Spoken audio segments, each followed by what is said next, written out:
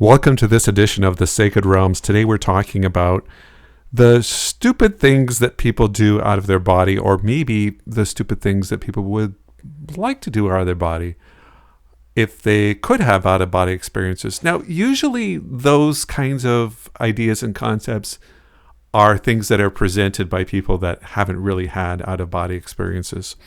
So they ask things that, to me, are really kind of low. I came to this basically because of questions people have asked me over the years, and probably the number one question that people have asked me is, unfortunately, can I have sex while I'm out of my body? Well, kind of, but it's not really what you would think. It's not like having sex physically, of course, but you could come together and you could have an exchange of energy with someone, and it could be a very positive, uplifting thing, but it's nothing like the sexual experience in the physical realm. So that is a possibility, but it would be, like I said, it's nothing like you would imagine, and so therefore it would be more of a pure and uplifting experience as opposed to sexuality on the physical realm, which oftentimes is not, unfortunately. So I just want to point that out.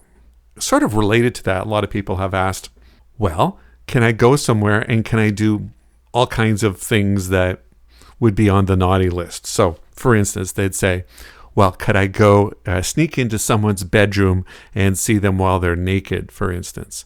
And, of course, you might think that you want to do that, but once you get out of your body, chances are you would find that to be very immature, very childish, and you're not thinking with your conscious mind at that point. You're more operating at a deeper level with what we would often call the subconscious mind, but it's a higher, you're in a higher realm, it's a higher way of thinking, and you're probably not going to have those kinds of thoughts. Now, I can't speak for everyone, so I don't know what it is that you want to do when you get out of your body.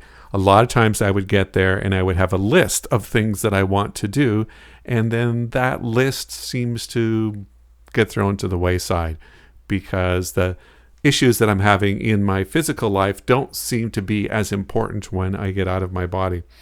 I've talked about my friend Lisa many times, who sort of lost track of her many years ago, but Lisa used to be able to leave her body while she was meditating, and she was very good at it, and she did it an awful lot, and it didn't take her very long to get to that state. So she had a lot of different experiences over the years, and one time she accidentally visited me while I was in the shower or getting in the shower. Now, this is just kind of funny in retrospect. It wasn't something that she was trying to do. It just kind of happened. And when it did happen, and she did kind of see me in that naked state, her response was rather immediate. She realized that it was an uncomfortable situation. She didn't try to do that. It wasn't her intention at all. And so she left immediately, felt somewhat apologetic about the experience, I guess is the best way to describe it. It's not like she's going to go, "Ooh, what have we here?" Right? Let's check out this situation just out of curiosity. No, because from a higher perspective, remember, she's her physical self is there meditating. She's already transcended the physical body at that point. She's in a higher state of consciousness. So there's no way that her higher self, her astral body, or her whatever state you want to describe her in at that point in time, she's not going to have any kind of weird thoughts. She just felt that it was probably inappropriate for her to be there, and she left immediately, which makes perfect sense to me anyway.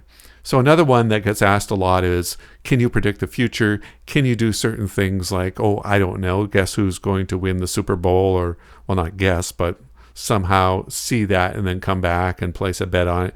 Or the most common one that gets asked is, can I guess lottery numbers?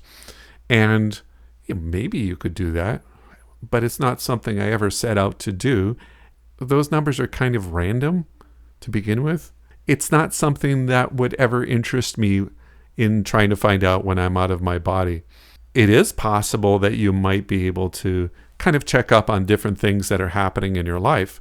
For instance, your job, your investments, all the different things financially that are affecting your life, which all these things are a huge deal, and they play a significant role in our health, happiness, and awareness, and give us the opportunity to hopefully at some point in our life be able to spend more of our life focused on spiritual things if you don't always have your nose to the grindstone, as they say. Yeah, it's very important to be able to get some kind of a barometer on those things from a higher perspective.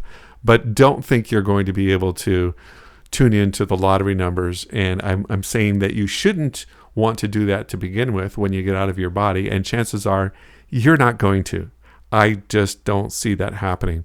Now, a lot of people have also asked different things, like, can I maybe find out some things about certain people that are doing nefarious things? Can I get into the files at my company and find out what's really going on, what they really think about me, and am I going to get that raise?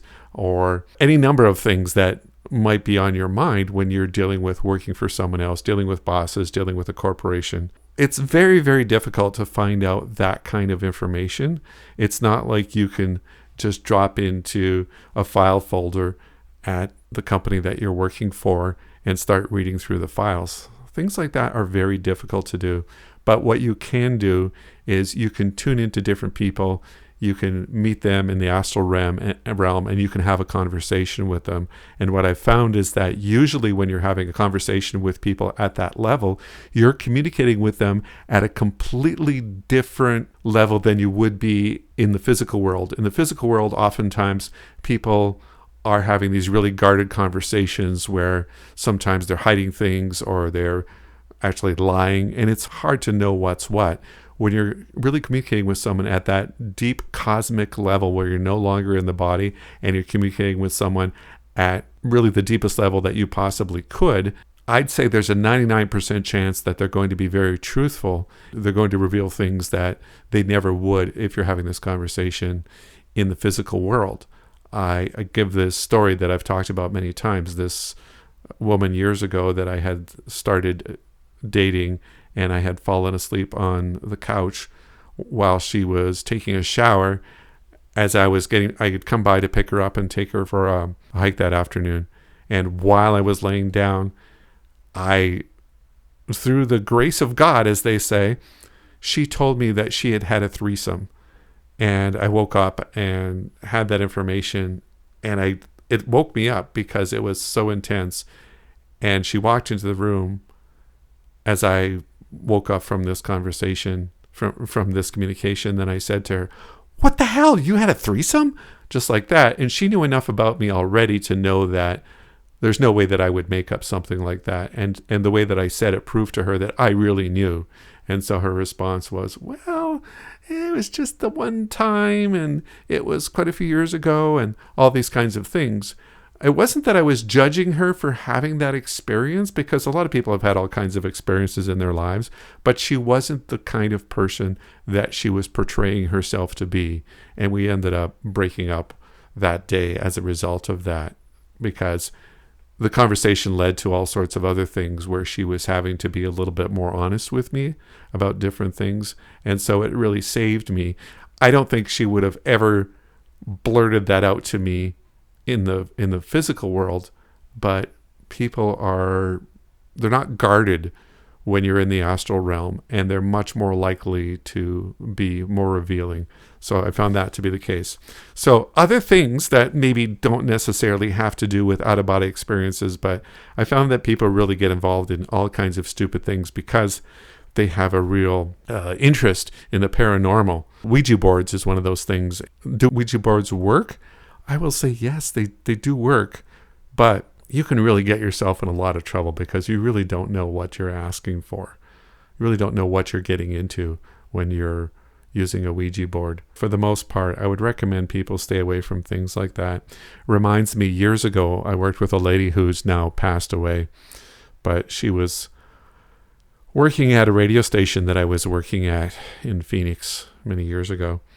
And she kind of heard that I was into some of these sorts of things. And a lot of people that are into this stuff, they don't understand the larger picture.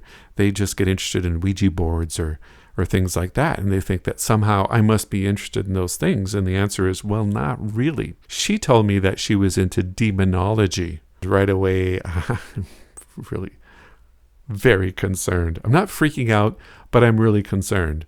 And I said, demonology? And she starts telling me how, oh, you don't understand. This stuff really works.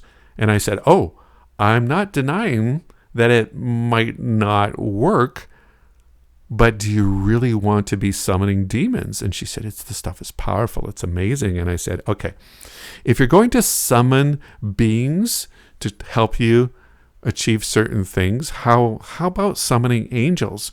But the problem is that they were actually getting together, casting spells on people that they didn't like.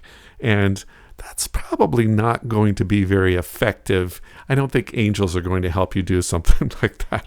So, yeah, it was a really sad story. And unfortunately, these things are really common in our society today.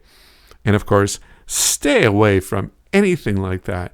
Those things are going to eat you up. You have no idea what you're getting involved with, how amazingly negative and powerful these things can be, and how they can completely destroy your life. So always stay on the positive side, and don't think for a second that you can use spiritual tools to do bad things. It doesn't work that way.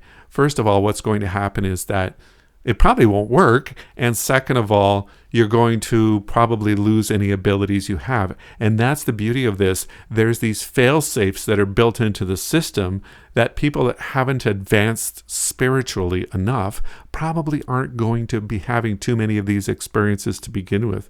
So if you advanced a little bit spiritually, chances are that you already are on the side of good, that you really know how important it is to be a force for positive change, not only in your own life, but in the world and the whole universe as a whole.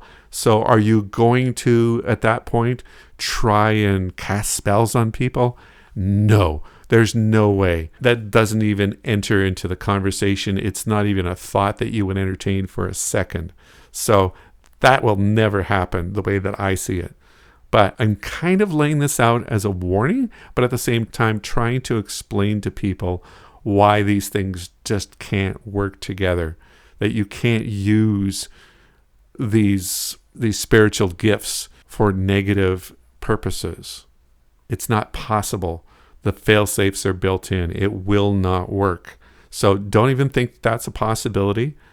Instead, if you knew all the wonderful and positive ways that this could be used for your life, how it can uplift you and help uplift those in your life that you know, those in your inner circle, then of course you would try to use it for every possible way that you can to help those people and help yourself. And that's 1,000,000 times more powerful than trying to use it for some ridiculously childish negative ends.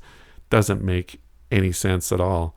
But I'm trying to explain to you the not just the logic behind that, but sort of the spiritual laws behind that. So it's very, very important to not just from a spiritual perspective, but from your own perspective, the own purity of your soul, also to never give in to any negativity.